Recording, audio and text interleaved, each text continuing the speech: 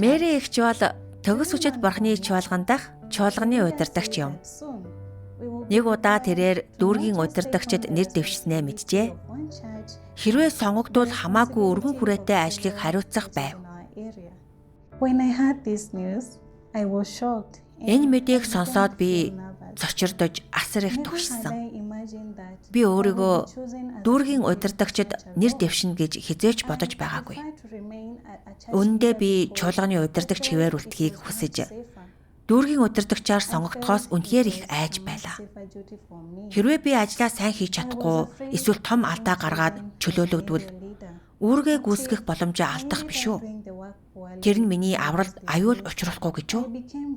Тиймээс би маш их эсэргүүцэж сонгуульд оролцохыг хүсээгүй. Удалгүй сонгуулийн өдөр боллоо.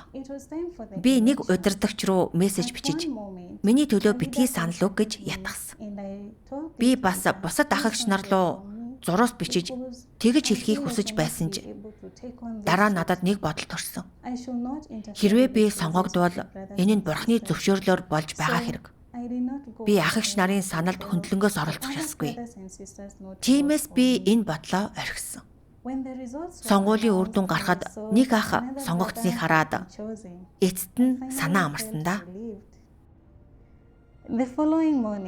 Маргааш нь дээд түвшний удирдагч Мэригээс сонгогдоогүйдээ ямар сэтгэлтэй байгааг нь асуув. Тэр үед л Мэри өөрийн буруу байдлаа ухаарчээ.